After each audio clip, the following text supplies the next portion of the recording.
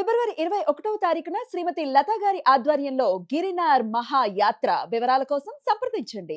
నమస్తే, welcome to Suman TV. నేను పద్మిని. ప్రస్తుతంతో పాటు ప్రముఖ ఆధ్యాత్మికవేత్త, వాస్తు జ్యోతిష పండితులు కేఎస్ఆర్ గారు మనతో పాటు ఉన్నారు. మాట్లాడదాం. సార్ నమస్తే. సార్ నమస్తే.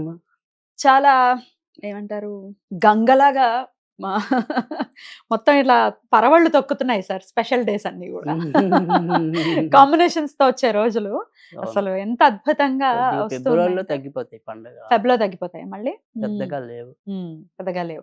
కానీ రేపు వస్తోంది జనవరి 31వ తారీఖున శని త్రయోదశి. శనికి సంబంధించి ఇబ్బందుల నుంచి అధిగమించడానికి శని త్రయోదశిని విశేషంగా వినియోగించుకోవడం అందరికీ తెలిసినటువంటి విషయమే. అయితే ఎప్పటి వరకు ఉంది శని త్రయోదశి, ఎట్లా యూటిలైజ్ చేసుకోవాలి, యూటిలైజ్ చేసుకుంటే ఉండేటటువంటి ఫలితం ఏమిటి, ఇవన్నీ ఒక్కసారి మీ ద్వారా తెలుసుకోవాలనుకుంటున్నాను సార్. అంటే మనకి ఎప్పుడు కూడా శని త్రయోదశి అనేది మధ్య మధ్యలో వస్తూనే ఉంటాయి.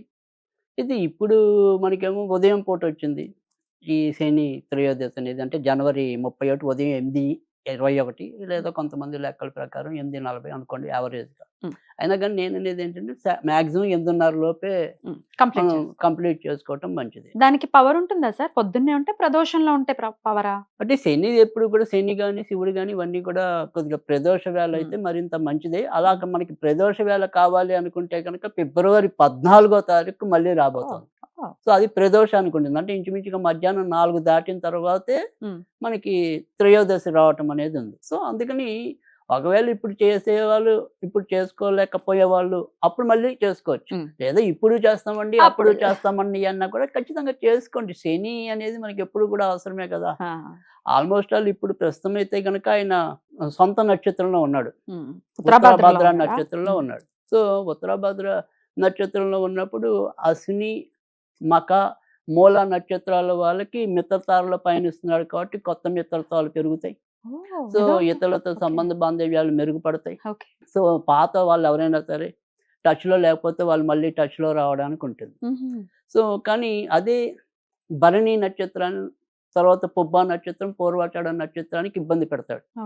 సో నైదంతారలో సంచరిస్తాడు కాబట్టి ఇతరులతో ఏదైనా సరే పోట్లాటలు రావటం, ఆర్థిక నష్టాలు లేదా ఎక్కువ అయిపోవటం ఖర్చులు, ఆకస్మిక అనారోగ్యాలు భరణి, పుబ్బ, పూర్వాషాఢ నక్షత్రాల వాళ్ళకి అంత మేలు జరగదు. అప్పుడు అందుకని వినియోగించుకోవాలి. రైట్. అందుకే నేను ఎందుకు చెప్తున్నానంటే బాగున్న వాళ్ళు సరే చేసుకుంటే తప్పేం లేదు, బాగుండని వాళ్ళు కూడా స్పష్టంగా చెప్తున్నాను. అందుకే అలాగే సార్, చెప్పండి. సో దానివల్ల ఏంటంటే అమ్మో నాకు ఇది ఉంది అనేది వాళ్ళు ఇంకొద్దిగా గుర్తెరిగితే ఇంకా మంచిదనే ఉద్దేశంతో ఒక్కొక్కరికి ఎలాంటి ఫలితాలు అనేది సూక్ష్మంగా చెప్తున్నాను. చెప్పండి సార్. సో తర్వాత వచ్చేప్పటికి కృత్తిక, ఉత్తరాషాఢ ఖచ్చితంగా చాలా మంచిది. సాధన తారలో పయనించడం అనేది ఉంటుంది కాబట్టి కొత్తవి ఏదైనా సరే సాధించాలి అనుకున్నప్పటికీ, ముఖ్యంగా విద్యార్థులు లాంటి వాళ్ళు ఏదైనా సరే కాంపిటేటివ్ ఎగ్జామ్స్ కానీ ఇట్లా ఉద్యోగ ప్రయత్నాలు కానీ అలాంటి వాటిలో ఉంటే కనుక ఖచ్చితంగా సక్సెస్ రేట్ ఎక్కువ ఉండడానికి అవకాశం ఉంటుంది. తర్వాత రోహిణి, తర్వాత హస్త, శ్రవణం వీళ్ళకి ప్రత్యతారలో పయనిస్తాడు కాబట్టి ఇతరులతో విరోధాలు రావడానికి, ఇంట్లో బంధుమిత్రాదులతో ఏవో రకమైన మనస్పర్ధలు, వారి వల్ల ఏమైనా సరే మానసిక చింత ఇలాంటివి పెరగడానికి అవకాశం ఉంటుంది. ఇక తర్వాత వచ్చేప్పటికి మొగశిర, చిత్త, ధనిష్ట వీళ్ళకి మంచిది. క్షామతారలో సంచరిస్తాడు కాబట్టి ఖచ్చితంగా మంచి ఎక్కువ ఆశించడానికి ఉంటుంది. ఎలాంటి ఉపద్రవం వచ్చినట్టే అనారోగ్యాలు ఉండొచ్చు, ఏమున్నప్పుడు వాటి నుంచి క్షేమంగా బయటపడటం అనేది ఉంటుంది. సో అందుకని వాళ్ళకి కూడా మంచిది. ఇక తర్వాత వచ్చేప్పటికి ఆరుద్ర, నెక్స్ట్ వచ్చి స్వాతి, శతభిషం వీళ్ళకి విపత్తారలో పయనిస్తాడు కాబట్టి ఎవరితో ఒకరితో ఏమంటాం నష్టాలు, కష్టాలు సంభవించడానికి ఉంటుంది. కొత్త ప్రయోగాలకు ప్రస్తుతం తాత్కాలికంగా అంత మంచిది కాదు. అంటే పెట్టుబడులు పెట్టడానికి ఆగమంటారు, కనీసం ఒక 1 మంత్ ఆగటం మంచిది. తర్వాత మారుతున్నాడు ఆయన, మారటం తర్వాత నక్షత్రంలో ఫస్ట్ పాదంలో ఉంటాడు కాబట్టి ఇంకొద్దిగా ఇబ్బంది ఎక్కువ ఉంటుంది. సో తర్వాత వచ్చేప్పటికి మళ్ళీ ఇంకా పునర్వసు, తర్వాత విశాఖ, తర్వాత వచ్చేప్పటికి పూర్వభాద్ర. సో పూర్వభాద్ర వాళ్ళకి మంచి జరగడానికి, ఎందుకంటే వాళ్ళకి సంపత్తారలో పయనిస్తాడు కాబట్టి ఇప్పటిదాకా వాళ్ళకి ఏనాటిని ఇతరత్ర ఆర్థిక పరమైన ఇబ్బందులు ఎదురవుతుంటే అందు నుంచి కొంత బయటపడటం, కొంత ఉపశమనం లభించటం అనేది ఉంది. కనుక అందుకని వాళ్ళకు కూడా మంచి జరగటం అనేది ఉంటుంది.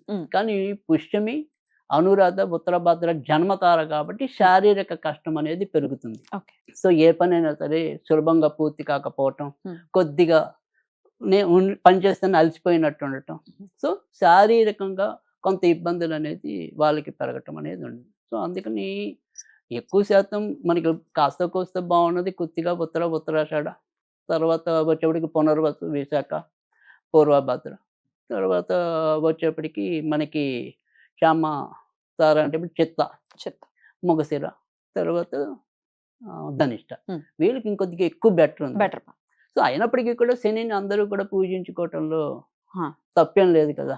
మరి వీళ్ళకి కూడా చెప్పండి సార్, ఆశ్లేష, జ్యేష్ఠ, రేవతి.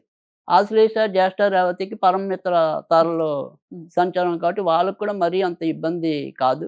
కానీ ఆధ్యాత్మిక చింతన పెరిగే అవకాశాలు ఉంటాయి. సో ధార్మిక సందర్శన అనేది పెరగడానికి కూడా అవకాశాలు ఎక్కువ ఉంటాయి. సో కొద్దిగా శ్రమ ఉంటుంది కానీ ఖచ్చితంగా ఫలితం బాగానే ఉంటుంది. బట్ శ్రమ లేకుండా ఫలితం రాదు. మానసిక ఒత్తిడి అంటే శ్రమ కాదు, ముందు మానసిక ఒత్తిడి, అమ్మో ఈ పని అవుతుందా లేదా, ఒక రకమైన anxiety. But last final results okay, మంచిదే అవుతుంది. అయితే ఏదో మాకేం నచ్చని లేదు, మాకేమీ లేదు, మేము చేయక్కర్లేదు కాదు, ఆయన సంచారం ఏ తారలో జరుగుతోంది అనే దాన్ని బట్టి మీరు చెప్తున్నారు. ఇది కొద్దిగా మనం కొత్త పద్ధతి. ఇది కేపీలో ఇది ఇట్లా ఫాలో అంటే అసలు కేపీ అనేది నక్షత్రాలతోనే ఉంటుంది పూర్తిగా. సో అందుకని నక్షత్రాల మీద మనం మొదటి నుంచి కూడా కొద్దిగా ఎక్కువ వీడియోలు నక్షత్రాల మీద మనం చేయటం అనేది జరిగింది. సో అందుకని నక్షత్రాలు అనేది ఇంకా చాలా ఎక్కువ ఇన్ఫ్లుయెన్స్ ఉంటుంది గ్రహాల కన్నా కూడా మన మీద. అద్భుతం సార్. సో అందుకని కొంచెం ఇబ్బంది పెట్టే వాళ్ళు ఖచ్చితంగా ఈ శనిత్రయోదశిని వినియోగించుకోండి. అలాగే February 14th వచ్చేది కూడా వినియోగించుకోండి. ఇంతకీ ఏం చేయమంటారు? సో ఇక్కడ మనం ఏం చేయాలి అంటే కనుక చాలా సింపుల్ గా 8 చిమ్మిలు ఉండలు, నల్ల నువ్వులు అవసరంలా, మనం మామూలుగా చిమ్మిలు ఉండలు తెల్లవి. సో అలాంటివి 8 ఉండలు తీసుకోవాలి. ఈ 8 ఉండలు తీసుకుని మనం ఏమంటాం, ఏదైనా సరే చెట్టు లేదా మొక్క మొదల్లో శని పేరు చెప్పుకుని, అంటే ఓం శం శనేశ్వరాయ నమః, ఓం శం శనేశ్వరాయ నమః, ఓం శం శనేశ్వరాయ నమః, ఇది 19 సార్లు అనుకుని ఆ 8 ఉండలు ఏదైనా సరే చెట్టు లేదా మొక్క మొదల్లో లేదా చీమలు ఎక్కువ ఎక్కడైనా వస్తాయని మీకు తెలిస్తే ఆ ప్రదేశాల్లో పెడితే కనుక ఇంకా చాలా మంచి ఫలితం రావడానికి ఉంటుంది.